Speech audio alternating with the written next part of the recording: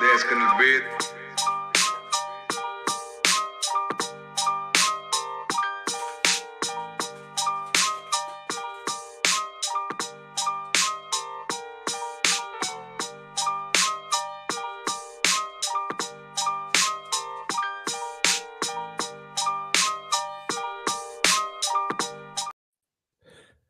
Hey, good Friday evening, everybody. I'm your host, Bams. With me is my co-host, Joey Wrestling. Joey, how you doing? No, not bad. Yourself? Not too bad. I can't complain, dude. So we right before we went on, there was some big news that broke, and I'm sure it's already all over like the internet and everything like that. Nick Khan sold, I want to say, all of his stock in TKO, which was I don't know, that was like really surprising to me to see him sell everything. Yeah, I still I saw the Facebook link, but I'm not signed in, so I wasn't able to read it. He sold 234,424 shares in TKO Group Holdings. That's all of his holdings. Yeah. And Vince McMahon also sold all the last of his shares today too. That's so weird. That's such a weird move to do for like the sitting president. It doesn't make any sense. So right now he's still in position. Like there's no. Yeah, 'cause it's not like he's losing his position in the company, but it's still weird to cash out on the company that you're like. You'd think if you were going to help make the company more profitable, you would want to keep your shares because they would only go up in value. I mean, even just selling them all, like that's the thing that's really weird too. Is like he just sold all. I mean, it's just crazy. And there's not a lot of info on it either because it's like it's literally just it's all just breaking now. Yeah, it's all breaking. Can you hear me? Yeah, you're good. Yeah. I don't know what's going on here, but can you not hear yourself? Can you hear me? My headphones are being weird. Yeah, naturally. That's all right. But yeah, it's Vince selling his shares. I'm not 100%. I'll figure it out as I go along. It doesn't matter. Vince selling his shares. I'm not exactly. I mean, I could talk. If you need some time, I don't mind. I'm a talker. It's all right. But Vince selling his shares, I'm not surprised about. Like I knew it was eventually coming. And it's, you could make the argument that it's for getting out. Like he's just trying to get out of the business. The guy's a million years old. I'm sure he probably wants to ride off into the sunset. Me being the the having the thirst for the story, I would love to see him just try to create another promotion and see who actually is slimy enough to go work for him if they throw. But it's like it's almost like the Live Golf Tour, where he's gonna like create a promotion. Maybe he actually will create a promotion with Saudis, and they'll just be a gajillion dollars between the two of them, and they'll just throw billions at like top superstars to like go wrestle in like freaking Jeddah and other crazy places like that. Like just for kicks and giggles, just to see if he can like outdo the WWE right before he dies or something. You know what I mean? It's. I think it's a crazy story. A, I don't think he can, and B, I just don't. I don't think anybody would work for him. Right. That's what. Especially right now. Yeah. You know what I mean? Like it's all too fresh, and we don't even know the whole story yet. It'd be way too early to do that. It is funny, the speculation on that, though. I've seen multiple articles that, and it is all just speculation, but so many articles of people, just saying, what if he does? What if he does? And it's, I don't know. I in my my stomach, I don't buy it, but it would be a great story. Oh, muted. He's pulling the cord. I also do want to mention that, and this is one where I don't take great pride in being clairvoyant when it comes to some of these things. But I mean, we literally had mentioned how we were hitting the time of the year for releases and how the releases would happen. And they happened literally as we went off air. We went off air, and within an hour, there were 6 releases. And in my opinion, Jinder Mahal is a big name to a degree. He was a former WWE champion, but wasn't anybody shocked. Wasn't anybody big. No. Wasn't anybody big at all. But they did release some names. It was weird timing, though, because literally, 10 minutes after we got off air? Yeah, it was during SmackDown, so it was really weird for them to do it in that way. And they, it was said that they handled it better than they had in the past, but telling talent during the middle of a show, I think, it was weird. It was weird timing all around. And then the story with Cameron Grimes is also, kind of shitty. the way that's seemingly gone down too. So I'm hoping that there's something else in his future with the WWE that's not maybe as a wrestler. Supposedly his product, like he was kind of producing a lot of the Logan Paul stuff. He worked with Logan Paul in ring in some of the spots, especially for the triple threat match, and then was also in Gorilla for the triple threat match at WrestleMania. I'd like to think maybe they'll bring him back on as a producer if he's willing to go that route. But it is really sad. I don't know if you saw what he's claiming anyway, but he's claiming that they said he had a job there for life, and then 2 hours later he was fired. Yeah. I didn't know that. Or 2 days later. Yeah, in his interview that he did with I think it was Busted Open, he said that they had told him that he was he had a job for life or something to that effect, that he would, he had job security, and then he was, released 2 days after that. That's crazy. I had no idea about that. Yeah. Holy shit. And it sucks because he was big in the NXT. And then, you have Baron Corbin, who kind of stole a couple of his gimmicks. And, he name drops Baron Corbin. There were a couple issues that he had with Baron that some things that Baron Corbin had said, I guess, to him, one in ring, one about like, oh, I stole your gimmick, doing like the Happy Corbin, winning the lottery kind of thing. Cause it's kind of what Grimes was doing. And they couldn't do that when he was called up to the main roster, obviously, because they'd already done the JBL Big Rich kind of thing. And then the Baron Corbin attaching JBL. So, but the Cameron Grimes thing was also very topical at the time. Like, it was COVID. It was when everybody was getting money off of crypto. Yeah. And then it kind of crashed. So it was time to change anyway, I think, for him. Yeah, but he never really caught on with the WWE and he on the main roster. And I guess, he said he pitched a bunch of ideas. They always said, well, we're working on it. And then from what he's saying, they pulled the rug out from underneath him. So that's unfortunate. Yeah. Like that. I mean, I don't know how far he would have gone. I don't think he's like a world champ, but it still would have been. Yeah, I was never a really big fan of him. So I'm not as a talent or a wrestler. I'm not really, I don't want to say sad to see him go, but I was indifferent. But the story kind of does suck, and that's what kind of makes you just wonder a little bit about how some things are still going. Because he said it was a top executive that told him that he would have a job for life, or that he was secure, and they canned him shortly after. Sucks, but business is the business, I guess. Did you also see that Dominic Mysterio's having Tommy John surgery? Yeah, I saw that. Super weird to see. Where did that come from? Yeah, I didn't see where it came from. I don't know if it was a match or. Sorry, I just heard like a squealing. I was making sure it wasn't my dog. But yeah, it was the Andrade match. I don't know the spot exactly, but they said it was a freak accident in the Andrade match where he tore his UCL. So it is crazy.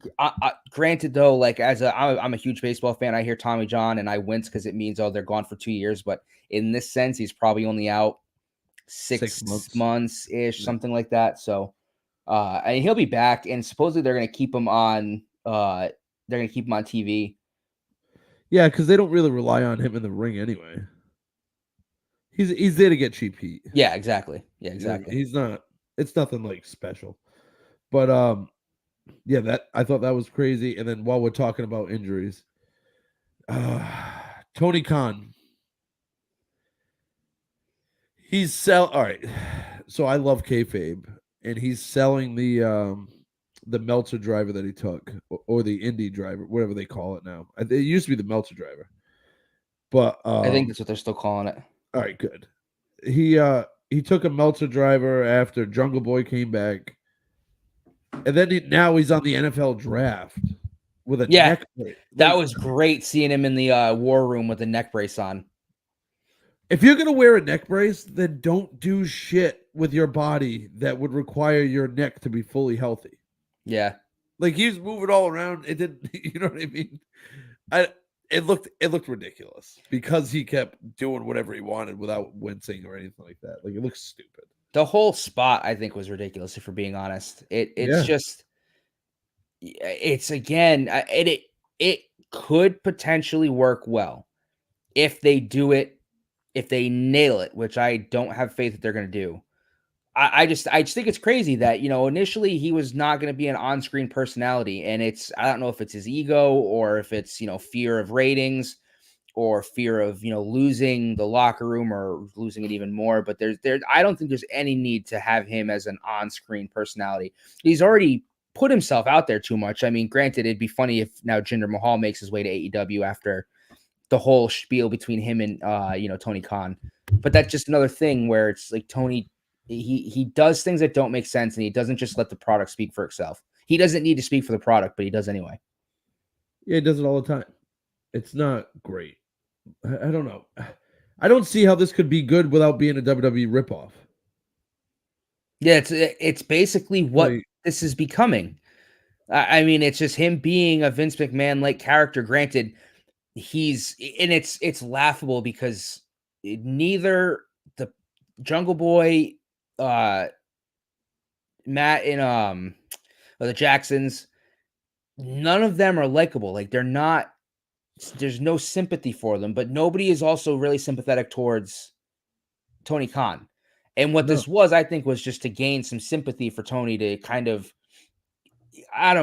just to make things, I don't know, man. It's just, they were trying to gain some sympathy for Tony Khan, and it missed the mark by a mile because people still don't like him and thought it was more funny than anything else.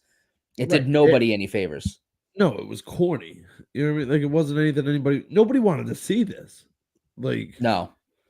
And they're trying to get Jungle Boy heat, and like they're trying to make him a big deal. Listen, Jungle Boy's not gonna be a fucking star. Like, stop it. Nobody believes. There's not a wrestling fan in the world that has that's not like ridiculous and just like an AEW fanboy that actually believes that Jungle Boy is gonna be a bona fide star. They have one star in that company. That's MJF. Yep. That's it. One organic star. And they should have Adam Page, but they dropped the ball on him. Yeah. In another life, when I used to talking to Mike about wrestling, I had really high hopes for Adam Page, and I love that they gave him a chance to hold that championship. But they dropped the bag with him. I mean, we can get into it too. Like, I also, Samoa Joe losing the title to Swerve Strickland, to me, just feels like they're trying so hard to create superstars that they can push, and they keep missing the mark. I don't know why they can't develop these guys, but the only two, in my opinion, stars that have come from AEW that are organic stars, MJF and Britt Baker. Those are the only two that organically got, I don't want to say over, because Britt was never necessarily over, but she had mega heat. She had mega heat, though. Like, her, like, DMD, like, her shtick worked. And I think those are the only two organic AEW stars that got over, and both of them are MIA. Because who else is their big star? Exactly, John Moxley.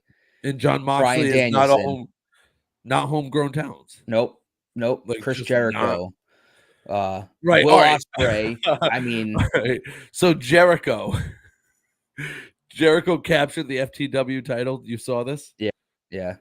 And the fans started to boo him out of the building. Yeah, telling him to retire.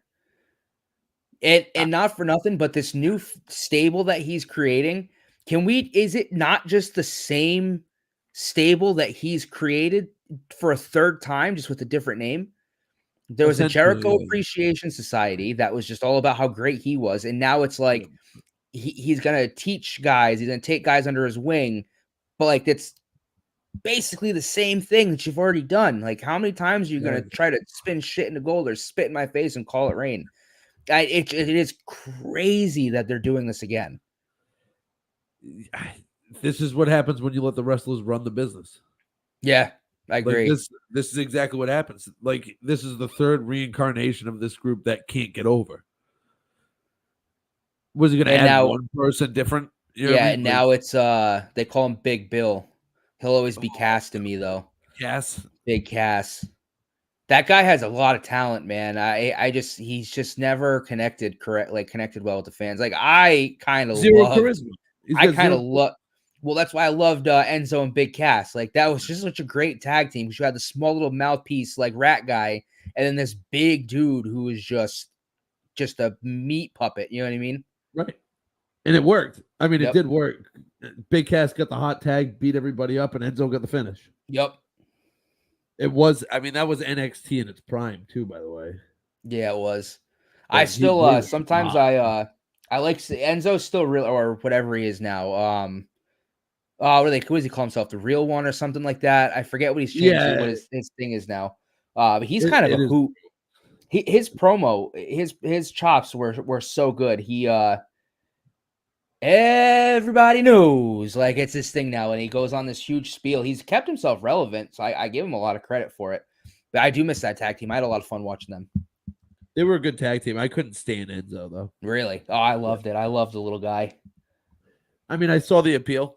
You know what I mean? Like he was fun. He had those little catchphrases. Couldn't wrestle a lick in the ring, but could take a bump. He wasn't bad, but yeah, he was bigger. He was best at taking bumps. That was his thing. Yeah. He was good at selling. Yeah. Remember Sometimes that? that's all you need to do. That nasty concussion. Who were they facing, dude? It was on a pay-per-view, and he just hit the second rope and went out. Oh yeah. I'm never gonna remember. I'm never gonna remember who they were wrestling, so I'd be lying if I said any tag team right now. But I remember the spot. Right. I remember it well because it was really bad. Yeah, he went out like he was out cold. That was one of the craziest things I've seen as a wrestling fan. Like, as far as in-ring injuries like that. I'm surprised that doesn't happen more often. Dude, the way he hit those ropes, he was out before he even hit the mat. Yep. He hit Whiplash. Oh, it was so crazy, dude. It was crazy. But that was the only thing that was worth watching in AEW was the Meltzer drive to Tony Khan. That's how we got into all this. And it wasn't even worthwhile. It was just like the most talked about segment on this show. Like, yeah, I was gonna say I wouldn't even say worthwhile. I mean, because everyone knew they were gonna bring Perry back, and it was just. I mean, what are we doing? You know, at least they're not still kind of like pushing the CM Punk narrative, and they're trying to get away from it. But I just still think bringing Tony Khan as an on-screen personality and trying to gain him sympathy is a really bad way to go about this. Yeah, doesn't make any sense. And if they're gonna go with the scapegoat thing, then they're gonna be ripping off Punk for months, and then it's gonna wear out. You know, and it's like, stop talking about it. Like, stop talking about it. Make your own storylines. Right? Nobody wants to hear it. Like, we don't care. We don't want to hear it. Like, the problem is they appeal to such a small audience that they just keep trying to appeal to the audience that they already have. Yeah. You know what I mean? Like, they don't see the big picture. There's a lot of different wrestling fans out there, not just the hardcore indie ones that are going to watch your show. You have to do something to get our attention, like, and keep it. I'll watch it. I try to watch it because some of the names on there, like, you know what I mean? Like, they have some big names. They just fail to produce anything good. And I will say, having Samoa Joe lose this early in his title reign, I think, is crazy. And like, Swerve Strickland's a great wrestler. I don't watch AEW that much. Like, I don't know his whole shtick in AEW. But for me as an outsider, if you're trying to get my attention, like, yeah, you got my attention to go, wow, Samoa Joe lost to Swerve Strickland. Like, cool. I'm not going to watch. Like, I'm still not going to watch. It's just not like, it just doesn't do it for me. Like, that's not, I don't know. And I hate that, like, you know, one thing I saw was AEW is still a fledgling company, in my opinion. Like, yeah, they've been around for like, what, 4 or 5 years. But one thing that drives me nuts is like, it's, and I guess for the fans that are fans of AEW, it is great to see champion, you know, person of color champion, you know, that's one thing they kept pushing, first black AEW champion. That's great. Company's only been around for 4 or 5 years. So it's like they keep pushing this, like, oh, like they did 2 or 3 years ago, they did like a review, like they always refer to like the history of AEW, and they do all this like crap. It like they've been around for, they don't have a history. Yeah. And it drives me nuts. Like I'm all for especially because wrestling has been very one-sided in the racial wars when it comes to championships. And to be fair, though, up until recent history, that's kind of the population that went into wrestling.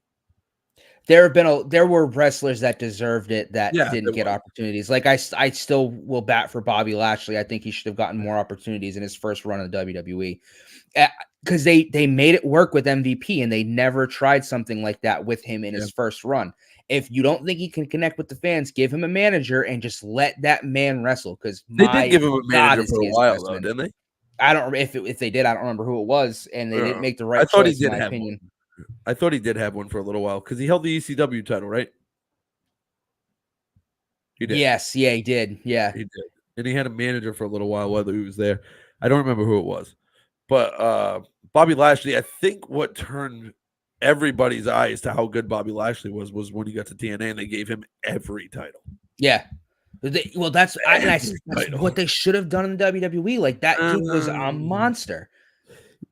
So he's a monster, but he's a monster among monsters. You know what I mean? Like, yes and no. In I don't know. TNA, he's the biggest dog in the yard. In WWE, he's another big dude. I still think they could have built him And up his better. personality didn't really come through when he was with WWE. That was the biggest thing, is he was very stale. He was very stale. His personality. He's a lot different now this time around.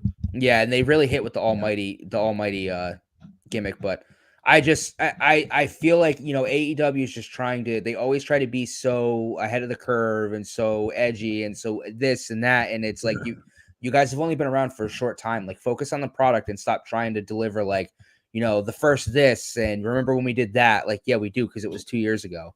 And like, yeah, no, that's what their fans want, though. Their hardcore fans are some. I'm just gonna put it out there. I got into an argument with one on Facebook last week before. It was about something stupid too, and he ended up commenting on our Facebook and all that shit. He got real petty. It was hilarious. I can't stand AEW fans. Like, the hardcore nut jobs, they're so annoying. Because then it's AEW does nothing wrong and WWE does nothing right. Still, I don't get it. Can you hear me? Yeah. All right, good. Sorry, sure. No, I'm good. But they those rabid fans, that's what they appeal to, and that's the only reason that their viewership is down again this week. So bad.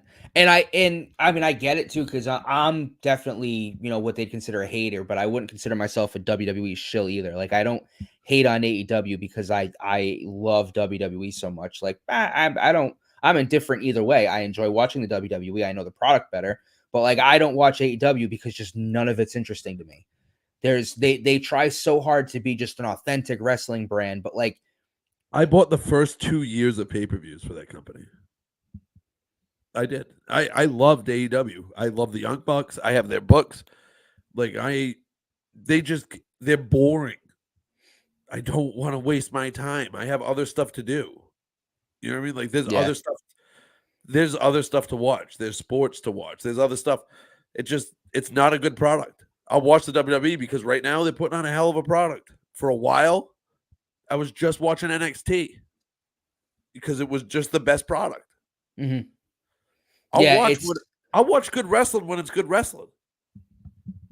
When it's not, I mean, one of their first pay-per-views, they said like an exploding ring match, and then they had sparklers. Yeah. That was kind of tough to defend. Yeah, I remember that. I remember that well. That was tough to defend, and they haven't like really rebounded since then. Like, they've never gained momentum. Well, the crazy thing was their whole shtick was like, no gimmicks. Like, we're not going to do any gimmicks. It's just real authentic wrestling. And then they were going to be Japanese style of promotion, which was not going to work. And they realized in America, American fans want gimmicks. I mean, even like, look at Prince Devitt. Look at the UFC. No matter what you watch, you want personalities. Yeah.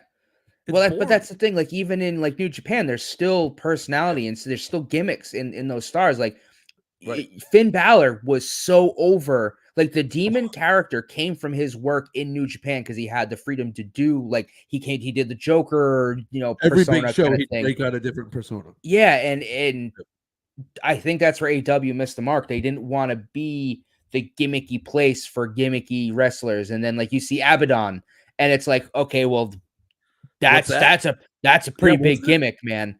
You know what I mean? Luchasaurus. And not for nothing, like you have a character man like dressed like a dinosaur, and like a character like Rosemary in TNA, like those characters work. Or Sume, I think, was the other one, the Japanese superstar who was also like I forget what they call that type of like horror, but those type of gimmicks work. Not necessarily saying Abaddon works or doesn't work. I don't. There's a bunch of weirdos that watch wrestling. They will love that shit. You need weirdness. You need like I will talk about this at the end of the earth. Like two of the, and I'll say three, even though Kane's, probably not. Kane is, I think, is under as he's one of the biggest underrated superstars of all time. But two of the biggest superstars, Kane, huh? I really do. I actually, all right. So taking a hard left turn on off ramp here, I found a channel on YouTube, and I say found, it has like 1.6 million followers, but it's called Brothers of Destruction 22. And it's just all Kane and Undertaker, like snippets and matches. And I was probably about an hour. I was just going through it, and I had to get up early for work the next morning. And I was like, I have to go to bed. Like I could literally sit here and just comb through this for hours. I even watched earlier. I watched the A&E. The A&E did like a little behind the wrestling of Kane's like how that, like them coming up with the Kane character, and how how big they realized that was going to be when they finally got a superstar that could match the size and the ferocity and that fear level that the Undertaker had, and that whole thing. So yeah, I'll defend Kane at the end of my day. That was what the Undertaker needed at that time. Yeah. It gave him more juice. It gave him sympathy. It gave him, like, a lot of people kind of were like, oh my God, like the Undertaker, like he could die. Like he could be like, this guy could kill him. Like it was a whole thing. But you need that in wrestling. It can't always just be Will Ospreay and Bryan Danielson. Yes. Like everyone wants to see great wrestling, but I also want to be entertained, and like, you need weird shit. It's not always going to work, but like, look at the Firefly Funhouse, man. That was one of the hottest things to happen at a really crappy point in WWE. I would tune into WWE just to see what Bray Wyatt was going to do, and then I was done. Right. Because there was nothing else nothing else worth watching. Like sometimes you just need that weird shit to keep people invested in that, in the middle, the stuff in between what you're doing at the beginning of the show and the end of the show. You need the mid-card. Yes, you always need the mid-card, especially the mid-card on Fridays. Is the most important part of any card. Yes. It doesn't, what people don't realize, because you're always going to start with a banger, right? Like you always want to start the show hot. Yep. And then you always end with your biggest match. But the mid-card is like, this is why we named it the mid-card in the first place. But you're talking Eric Bischoff with all the cruiserweights. You know what I mean? Like the Intercontinental title. The U.S. title when it was with WCW. The USA Heavyweight Championship. Right. That was a really good match, actually. It was Steiner and the tag team champs. Like, they're all mid-card titles. They all mean something. Sometimes they carry your show. Yeah. You need that. You know what I mean? Especially the tag team division, because that's how you get more people on TV as well. And that was another thing that AEW promised they were going to bring back and make it more important than anything else on their roster was tag team wrestling. And they did it for a little while. And now it's just shitty. I'll be honest, I don't even know who the AEW Tag Team Champions are right now. That weird timing that we both, like, I saw you like grab your cup and I was like, oh, I could actually use a sip of water too. Not realizing I was about to take a sip at the exact same time. That's funny. It wasn't FTR. I think they just lost. I think it's the Young Bucks. Oh, it's the Young Bucks. Yeah, because that's the whole thing. Yeah. Because they did the ladder match at Dynasty, which for all intents and purposes actually was a really good match. But that's obviously expected between those two. They're great tag teams. Right. But I'm not saying that the Young Bucks can't wrestle or anything. I love the Young Bucks. I'm just saying as a show, they shouldn't be running. Yeah. They shouldn't be running a wrestling show. Yeah, I agree.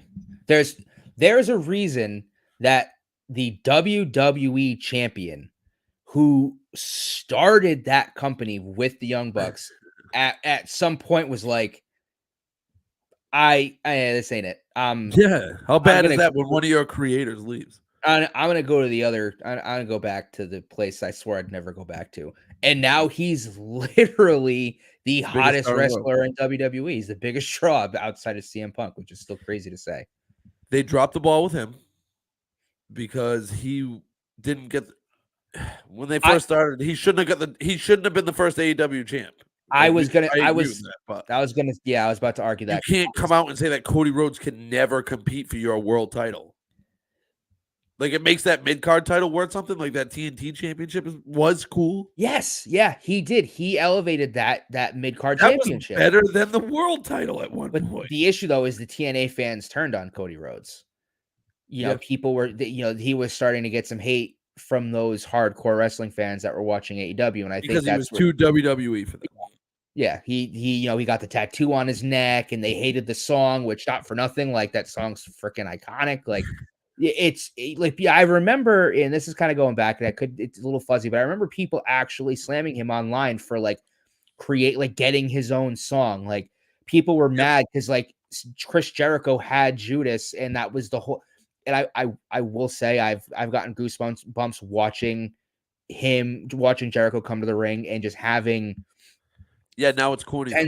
Tens of thousands of people singing the song from start to finish. I think is crazy. It's cool when it's done in the moment and it's like it means something. But when you do it every time, I lose interest. But it's just, you know, Cody gets a song and people instantly turn on him, and it blows my mind. And I just think it says something when one of your EVPs, one of the guys that helped create the show and push it forward and was instrumental in its creation, just splits and goes back to the other guy and gets instantly pushed in the main card.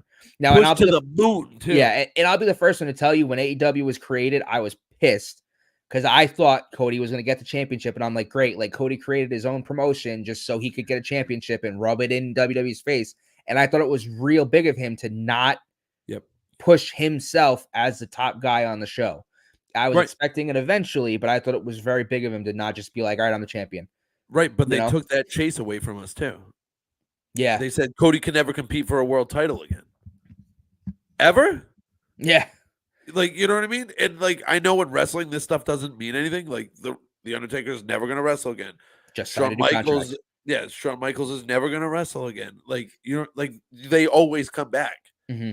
Like you can say you're never going to get a world title shot again, but then you're going to get one. But when you get one, then everybody's pissed that you just went back on what you said. Unrelated Pats are back on the clock. Are they? Oh, that's what I keep looking over at, because they traded the 34th for a fourth. They traded to the Chargers their 34th for the 37th and a fourth round, and they gave up a fifth. That's a pretty. So I'm interested who they like. Yeah, or who they thought was still gonna be available at 37 for them to. We get the WWE draft soon too. Yeah, that one's gonna be pretty good too. That's not tonight, right? Nope, starts tonight. 8:00 on SmackDown. It does start. Tonight. Starts tonight, ends on Monday. Maybe we should do another mid card to break down the draft. Yeah, we might have to. That's big. You know what I mean? Because I feel like they're gonna shake some stuff up. You'd imagine, and I love they've already set in stone champions on each brand cannot be moved. Yes, like that should be a given. No, all right. Wait, I like. Yeah, and I don't. I think it's dumb. If you have a set champion on a brand, there's no way that title goes with that guy. You don't get that title back. You draft the other champion. He takes that title with you. You know what I mean? I think you can't just exchange titles, but yeah, I've talked about that on the show before. That was the worst thing the WWE had ever done, and I think Charlotte and Becky Lynch would also agree.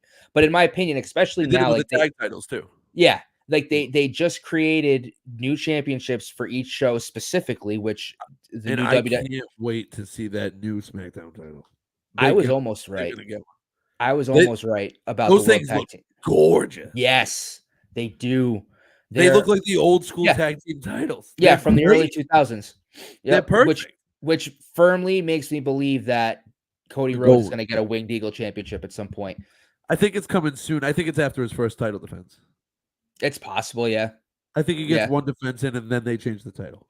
Oh, you know what else I saved too that I thought was pretty cool is let me pull it up. But AJ Styles, to kind of color in how good AJ Styles actually is. Let me pull it up here. Where did I? One of the greatest in-ring performers of all time. Hold on, pause. That dude was so good. Did you also see that Matt Hardy came back? Yeah. Oh, yeah. I want to get to that too. Yeah, I want to get to that too. But so Cody Rhodes. Yeah. I mean, not Cody Rhodes. AJ Styles. Roman Reigns' first challenger after WrestleMania 32 and winning WWE Championship. AJ Styles. Seth Rollins, first challenger after WrestleMania 35. AJ Styles. Right. Cody Rhodes, first challenger after WrestleMania 40. AJ Styles. He is so good that the company repeatedly puts him in the first major feud with their new champions because of how good he makes other people look. Exactly. Because he makes the champion look like a champion. Yep. He gives you a great match. You get eyes on it because everybody wants to watch AJ wrestle. Yep. Like that dude is unreal, dude. He was unreal in TNA, New Japan, and this run in WWE has been incredible, dude. I'm sad it's coming to an end soon. Like we don't have much AJ left, I don't think. I would love to see him get one more title run too. I really would. I just don't think it's in the cards. It's not happening now. It's not going to happen right now. Well, depends on if he gets drafted somewhere. I mean, that would be really crazy if they have him as the number one contender for SmackDown and he gets drafted to Raw. Right. And then how they'd work that out. But I don't see it happening. But I saw that and I thought it was really interesting. That was cool. Yeah. They clearly trust him to put over newly crowned champions after WrestleMania. Yeah. There's no other way around it. You're absolutely right. Him and Seth Rollins. I mean, they're two of, I think, the best wrestlers in the business, at least in the sense of, it's almost like the Brady effect where, Brady made other wide receivers better. Those two guys make other wrestlers better because of how well they can work in the ring. Yeah. They make them look like $1 million every time. Yeah. I can't tell you a bad AJ Styles match. Nope. Even against John Cena. Against John Cena at SummerSlam. Oh, let's not. John Cena should not be taking strays. I like John Cena. I'm not saying he's. I just think that John Cena got very formulaic with his matches, and it was the and when he wrestled AJ Styles at SummerSlam, I saw him do stuff that I can tell you he's never done in a ring before. And I think he faced Kevin Owens. Yes, yeah, and I think that's again, it's a testament to AJ Styles more than I think John Cena got to a point where he didn't fully trust other wrestlers that he was working with, so he did what he knew he could do without hurting other people. And then when you work with a guy who you can trust can do things, when you see it with something like a choke slam, because I've just been watching a bunch of Kane stuff. Some guys, when Kane goes for the choke slam, it looks really bad because they don't time the jump right. They don't jump with Kane. They can't jump high enough to get height. Because, obviously, again, we're all adults here. Apologies to if you're not an adult, but he's obviously not grabbing you by the jugular and picking you up by your throat. It's just not what's happening. Right. And, you get some guys who can't sell it and don't jump high enough and it's really low and it looks bad. And you get some people who jump 20 feet in the air. And, you see Kane sometimes where his hand is so high up above his head. So it's that's some guys make it look really clean. Yeah, and I think AJ is Shawn Michaels is one of those guys. Shawn Michaels could overdo it, as we've seen, but those guys are super important where they can make the other guy just look so good. That Shawn Michaels Hulk Hogan SummerSlam match in Boston was one of the funniest things of all time. Greatest things ever. Just you don't want to lose to me? Okay. Yeah. Okay. Then I'm gonna oversell everything. Yep. I'm gonna flail around like a wacky waving inflatable arm. A little taste of what the old Shawn Michaels was. Yeah. You know what I mean? That was still just that last ounce of go F yourself. Yep. Like screw youism. So right. That was that was good. Matt Hardy went back to TNA, the broken Matt gimmick, which has been dead for since years. He signed with, since he signed back with WWE. Right. Because then they went to the woke one, and that was awful. Because I think he didn't. Well, what was the whole thing? I think he didn't want to give them the rights to the broken character, or TNA still technically had rights to it, and there was a big fight over it, so they just called him broken instead of woken. The thing with the broken stuff, I don't know. Did you watch TNA when that went down? When he was broken Matt, I'm thinking of woken was what they called him in WWE. Woken. Yeah. The broken stuff in TNA. Yeah, I had tuned into TNA to catch a good portion of what was going on because I just thought it was so good. I used to watch TNA on the regular. I don't get it on TV anymore, so I can't watch it, unfortunately. Pats took Jalen Polk, by the way.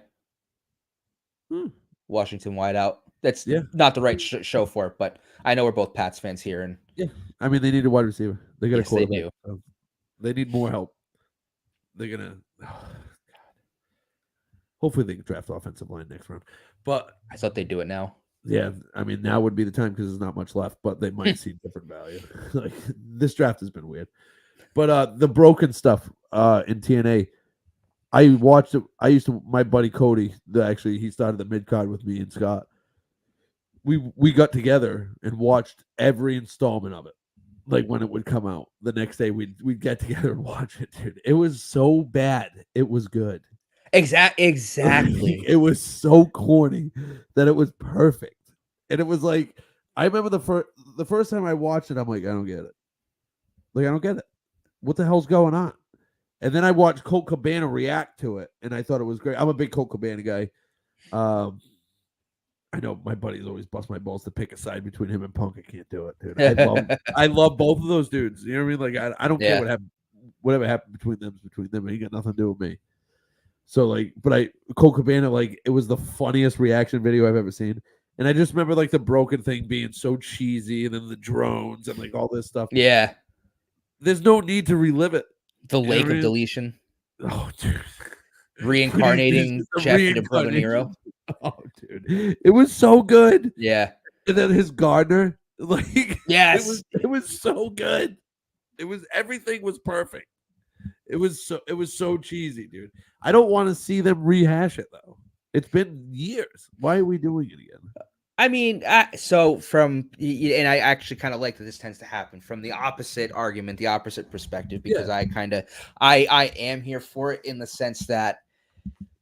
Well, this is what wrestling's all about. Yeah, but not only that, but I mean, AEW is fumbling the bag right now. Yes. And I'm not saying that TNA is going to rise up to compete with the WWE, but I mean, the TNA is still around. TNA was closer to WWE in their hot times than AEW ever was. Yep. I watched TNA Lockdown in Lowell, Massachusetts when it was Kurt Angle versus Samoa Joe. That was one of the best live pay-per-views I've ever been a part of. And I've been to a lot. You know what I mean? Like TNA was different. That's the big thing. Like they were different. They tried. They tried. Yep. They had their high flyers that were going off crazy stuff. They had the X division that had no limits. Like they had like a bunch of cruiserweights and Samoa Joe. Pretty much is what it was. that was their mid card. And then they had heavy hitters up top, but they also produced talent. Like they were able to produce like Eric Young's, AJ Styles, Samoa Joe's, like while having Kurt Angle, Booker T, Kevin Nash. That's what you're supposed last week, to but Abyss was another big one. Decay was huge. Yeah, Decay I think laid the groundworks for the Wyatt family, in my opinion. Like, you're right.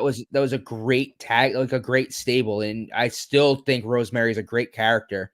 If you're a wrestling company like Eric Bischoff always, and I'm a big Bischoff guy, but be different. You can't beat WWE at WWE's game. Nobody's going to watch. We don't want to watch. I'll watch WWE. They have enough programming. WWE has 3 live shows a week on TV. Actually, technically 4. Yeah. Speed. I forget about that. Yeah. I mean, but you know what I mean? Like Speed on X. Tell me that doesn't sound like something you shouldn't get into. Yeah. No, yeah. It's probably something I got into in my 20s. You know what I mean? Like you got to be different. Like that was what made TNA so much fun. And like, I don't know. Are they back to the 8-sided ring yet? I don't think so. But I just want to say I think this is a great segue into why I love the broken character coming back for maybe one more little cameo run. Because it's different. It was something we didn't see in the WWE. It was something ridiculous. And obviously, if you're a WWE fan, you don't have to tune into TNA. But guess what? If you want to see Matt Hardy portray a man who literally had a mental breakdown so bad that it turned half of his hair white and his whole family went down with him, including his brother, who he cleansed in the lake outside of his house, like you could tune into that. And that's what I'm saying. Like it's just something different and crazy that like gives you something to like look over for, and you might find something that you like. AEW still isn't giving me any of that. I mean, I don't care that Tony Khan, has a fake neck injury. Like we're not buying it, man. TNA has one of the biggest kept secrets in pro wrestling, and I know it's not like a real kept secret with wrestling fans, but Moose, I knew you were gonna say Moose. That dude is an animal. Moose should be why it's called Moose. Moose should be a world-renowned star. Yeah. Like he's got everything. He's been with them for so long too. Yeah, he has. But TNA brings in like all these other, like they bring in Moose. They have Sammy Callahan that was a deathmatch guy. He does some entertaining stuff. I mean, I'm Sammy not Callahan just came back too. Yeah, I'm not like the biggest Sammy Callahan fan. NXT had him for a little while. I think they dropped the ball with him. But like he was, he's an interesting guy. He's different. Yep. You know what I mean? He's a lot different. AEW doesn't do that. Like they try to do like it just comes off corny and unnatural. Like I don't know, it seems forced. I think this will probably be the last thing we should probably go on with AEW before we're hitting our limit. And I think there's still one big thing that we should talk about from Raw at least. Yeah. But I will say that and to kind of just keep burying AEW because apparently that's what we're doing now. They just had a bad week and they deserve it. But I just want to throw out too that I'm a huge Kane fan. Jeff Hardy, obviously. Yeah, I put the Hardy Boys over my shoulder today. Yeah. I also grew up because I grew up in the time where the WCW was big, and as we clearly see, I like guys who paint their face or put masks on. So I was a huge Sting fan, and I don't remember Sting from the 90s and the late 90s when he was transitioning into the Crow character. I remember Sting for the Crow character who perched up in the rafters and was kind of the anti-hero to a degree, and I think that's a great character to have in a wrestling promotion, is like an anti-hero that like does that you shouldn't cheer for, but you kind of always do just because of who he is. And when he went to TNA, that was huge because it was Sting was the icon. He was one of the biggest stars in wrestling, and when WCW folded and he refused to go to the WWE, him popping up in another promotion on TV was huge. It was great to see him on TV. And then him coming to the WWE was like, oh my God, like he's in WWE finally. Like this is amazing. And Seth Rollins almost killed him. The fact that like, I love that AEW brought him back, but they leaned on him so much. And it's another thing to say like, guys, like not for nothing. This has been done before. A few times in 3 promotions. Like it's great to see him back, but like using him as like your staple, like this is been done before.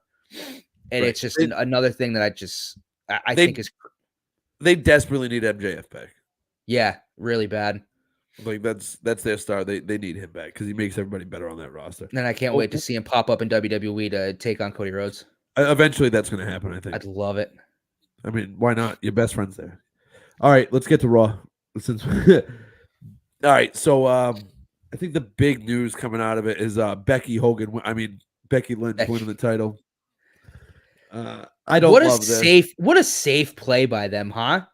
They dropped the ball. I think this was I think one of the worst Triple H bookings I think since he's taken over. Why wouldn't you take this opportunity to build up a new star, or even like Liv right now is gonna like not real heat, obviously, like we talked about it, but like Liv just threw herself into a huge conversation. Like, why would you not put the belt on Liv? To give it back to Becky, the belt on Liv. To give it back to Becky is such a safe play to me that I didn't. Especially since she just lost. Yeah. What are we doing? She just lost. It was a dumb move. This was the first time I've ever looked at a Triple H booking, and I was like, "Oh man, you missed the mark." Yeah, like you guys really couldn't think of anything else that you could have done, so you just made the safe play and gave it to Becky again. It's just it's crazy to me. Why you wouldn't just like if we're trying new things, like why not try something new? And if you put it on someone and it doesn't work out, then they lose. Right. But at least you tried, and we didn't get the same thing. Like I'm over Becky Lynch. I don't really care for her. I mean, I'm a Becky Lynch fan, but I don't need to see her win any more championships. No, there's no point. You know what I mean? Unless like, she gets hot or whatever it is. Like in the terms of wrestling wise, like with fans, you can always catch hot at like a random time. You know what I mean? Like, and then that's when you get the titles. But the issue is that it's Liv. Yeah, right. Like, that's Liv right now. That's what Liv is right now. She was the obvious. They could have kept the title on her literally until Rhea came back. Yeah. Yep. That would have solved your problem. The only You thing I could- could think of is they just don't trust Liv as either a wrestler or to carry the title for a long period of time. Like my guess is that they want someone to carry the title until Rhea Ripley's back, and Becky's the only one who they think can probably do that long term. If I had to guess, I think eventually they're giving it to Liv, though. I think they have to. I hope so. Like I hope that's in the cards. I would think it might be at Backlash. But I don't know if you could like. I don't know if I could believably see Liv beating Becky. Like you know what I mean? Like that's a tough sell for me. Yeah. I don't know. I don't think Becky's as hot as she used to be. So I think like they could sneak a Liv win it. You know, she could even win by like a school boy or something. I think it'd have to be something underhanded. Yeah. That's the only way. It'd have to be a heel finish. Or if you want to build Liv up, then she gets a clean pin. Yeah. Just make it. I mean that. Yeah. All right. This is our new star. That's how you make stars. You give them wins like that, but it's got to be. It should be Liv. There's no reason why it's not Liv. I agree. I was an awful choice. Or, I mean, I think Jade's on SmackDown now, but like, you just put the title on Jade. I mean, I don't think they're ready for that. I don't care. They weren't ready for any of this, and none of this was supposed to happen. You know what I mean? So you might as well do it. It's kind of how I feel about the Red Sox. Yeah, like you need a shortstop, call up Marcelo Mayer. I don't care if he's ready or not. You need a shortstop, play him. Like I don't care if she's ready or not. Like she's supposed to be the baddest person on the on the show. But instead they have her in like a new trio with Naomi and Bianca Belair, which like I think they're gonna try to do to build her as a face and squeeze some sales and merch sales out of her as a face, and then eventually she'll turn heel on Bianca, and that sets up a huge showdown between the two and gives her mega heat. But kind of getting off topic, but that seems to happen a lot. Yeah, but no, we're talking about what they could do with the title. You know what I mean? Like, so it is. Yeah, it's in the scope. Did you like the Chad Gable finishing his heel turn? I actually did. I thought it was sold really well too by Akira Tozawa, maybe not so much, but like Otis, playing just kind of like the blind like follower, and then honestly, Maxine Dupree or Maxine, whatever her last, whatever the last name is, she sold that so well. Like I think she plays like the I don't really fit in or belong here, but I'm still kind of here, so I'm just trying my best. And she played like the scared, like I don't know what I'm doing here, but like this is scary to me, but like I'm just gonna go along with what everyone else is doing because this is who I've aligned with. Like her facial expressions I thought were really good. Otis played into it really well. Akira Tozawa is kind of just there. Gable was was great. He was great. He delivered. Yeah. This was his moment. He delivered. That guy he should beat Sammy for the Intercontinental Championship at some point. He needs a title. I think that dude deserves a title run. I think with how well he's delivered all this, I think you have to. Mm-hmm. And he's a good that Intercontinental title is the workhorse title. Yeah. You know what I mean? He is a workhorse. He's good in the ring.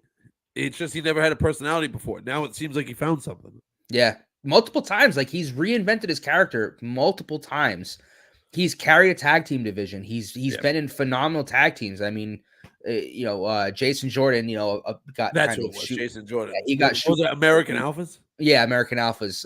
What a tag team they were. Yeah, they were really good. Obviously, unfortunately, Jason Jordan obviously had the neck injury, and he's now runs in the family, dude. His dad has neck problems too. Yeah, broken freaking neck. What a stupid storyline that was. He's got I've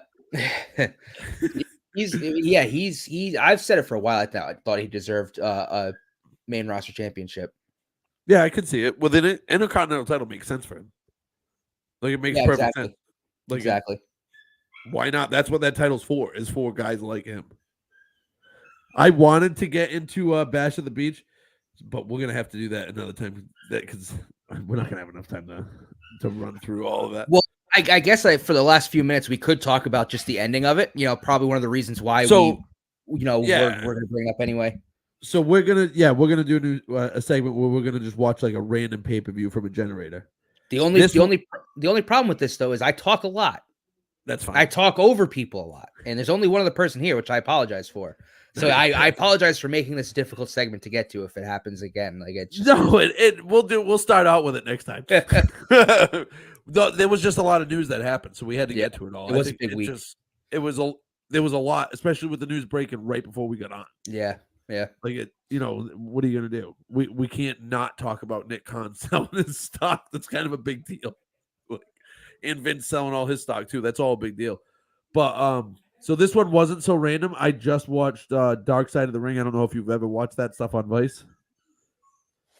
I can hear that too. I've seen a couple episodes, but not something I watch frequently. So it's something me and my friends watch like all the time, and we chat. We'll text about it all the time. And they had me sit back and watch a few of them because I didn't know the new season came out. And then I got into some of the older episodes, and one was Bash at the Beach 2000. And I was like, why would they do a fight? Because I don't remember it. You know what I mean? Like, I didn't remember it as a kid. It was a very forgettable pay-per-view. I remember the Scott Hall stuff. That's the only stuff I remembered. But then I watched it, and they got into that might have been the final nail in the coffin for WCW for like a bunch of different reasons. But mostly what starts the show is Jeff Jarrett laying down for Hulk Hogan. Yeah. I didn't realize this was the pay-per-view that was on initially. And then when I started looking into it, I was like, oh, okay. So this is why this was a thing. And I know of it. I just never fully looked into exactly what the deal was. Because I don't know because that was more shoot than it was actually a work, right? Yes. So in that documentary, it's Russo and Bischoff telling their stories, which is crazy. So WCW hired Vince Russo for to be the head of creative. He got fired. And then they brought him back. And they had Eric Bischoff, who got fired. They brought him back to oversee Vince Russo. And those two obviously just didn't, they just didn't get along. I don't know how many people get along with Vince Russo, but I like him. He's just kind of nuts. Yeah. He pitched an idea. He wanted Booker T to win the title. That was his goal. Jarrett loses to Hogan. Jarrett beats Hogan early in the pay-per-view. Hogan looks like incredibly strong, but Jarrett still retains the title. And then later on that night, faces Booker T. Booker T gets clean win. Booker T was hot at the time. Bischoff and Hogan just said, nope, we're not doing that. Like, that's a no. And then so I guess Russo rewrote the show like 3 different times. And then Hogan just kept saying, no, no, no. And then came up with an idea that was very similar to this, where Jarrett just laid down. What he didn't know was Vince Russo was going to go out there and make a huge spectacle of it. Yeah. You know what I mean? Like, because Jarrett was pissed because he didn't want to drop the title like that because he has respect for the business. And, like, what was he, 3rd generation? Yeah, so, like that. Like, he doesn't want to drop a title like that. That's bullshit. So he struggled with it, and then Vince Russo went out there and made a big thing and said, you know why, Hulk Hogan, and cut this scathing promo. I did watch the promo. I definitely I watched the promo. Hogan wasn't in the building. He waited till Hogan left. Yeah. And then just went out there and just laid into Hogan. Oh, we're gonna call this the Hogan Memorial Championship. Right. Because that's not the real title. The real title's tonight. And it was like, what are you doing? You know what I mean? Like, it was a weird thing. Because Bischoff and Hogan thought everything went off swimmingly and there wasn't going to be any issues. They didn't know that Russo was coming back out there. They had no idea. And eventually, at the end of the night, Booker T ends up beating Jeff Jarrett, just like Russo wanted to do all along, which was the right call. Booker T was the right guy at that time. But they were so contractually obligated towards Hulk Hogan, and that's Bischoff's boy. So whatever Hogan wants, Hogan got. It was just like, it was so strange. Hogan ends up like suing WCW for defamation of character. He loses. He loses in a court because they say that you can't defame a fictional character's character. You know what I mean? they were like, "What are you talking about? Like, it's a wrestling real show, man." Right? And Hogan's like, "No, brother, you talk bad about me. Let me tell you something, brother. I'm as real as it gets, brother." Like, all right, it's like, stop. Right. So like they screwed that up. But like, man, that documentary was weird, and the show itself was so strange. Like you watched it. It was weird. We're gonna talk about it because like there's a lot to talk about in it. Holy shit, was it the weirdest pay-per-view of all time when I watched it back. Yeah, I watched match. that Dark Side of the Ring, and then I started to watch it, and it was right after I texted you about doing the segment, and then I was like, dude, let's just watch this. And Booker T loses on the show. Like he literally loses before that. Right. I think he loses to I have to go back, but it wasn't Mike, was it? No, Buff Bagwell lost to Mike Awesome. It was Fat Chick Thriller, Mike Awesome. It was Canyon. He lost to Canyon, to a Canyon cutter that came out of nowhere, and I'm like, dude, Chris Canyon, my God, dude, that if you get a chance, go on YouTube and watch the Dark Side of the Ring, Chris Canyon. Oh my God, what a tortured soul this dude was. Yeah, but he was so well ahead of his time. Like the moves that these guys in AEW, and they admit it. Like they talk about it. The Young Bucks, Adam Page, a bunch of those guys all looked up to Canyon growing up because he was like flashy. You know what I mean? He was indie style before it was indie style. He was great. Like, so it is cool to see. Like, I love that. That's why I love like the randomizer, because I'm such a wrestling nerd. It gives you something like that you weren't expecting, and it turns out to be great. Like we'll catch an ECW one, we'll watch an old WWF one, we'll watch old school WCW. There was one time I got caught up on Halloween Havoc, like 94 or something like that. It was like unbelievable. You know what I mean? Like talk about cheesy and stuff. Yeah. Old WCW stuff is cheesy, but it's great. Yeah. Like I love old WCW stuff, obviously. I mean, I love the dream, but man, it was a fun pay-per-view. The Bash of the Beach was fun. Like it was cool to relive that stuff. We'll get into it next time, but man, we should do a draft show. We'll talk about it off air. Yeah. We'll talk. We'll narrow it down. I don't want to talk about it on air. Do you have anything else that you want to add before we get off? I know we both like to keep it like compact to like an hour, right? Like yeah. I'm like we're a little over, but I like to keep it as close. That being said, be a friend, tell a friend, share the show, like all of our social media stuff. We're on Instagram, Facebook. The mid-card is the most important card. It is the most important part of the card. Without it, that's going to go on a shirt. I'm going to get a shirt. Yeah. So like, follow, subscribe. Is the mid-card. Comment, like, follow us on YouTube. Comment, like. Even if you want to attack me negatively on Facebook, I still get paid for the comments, so keep it up. And that's about all I got. So until next week, we're gonna do a draft show. I'll drop the news on Facebook when we narrow down an exact day and time. And for that, I'm Bams. That's Joey Wrestling. We'll see you guys in a few days.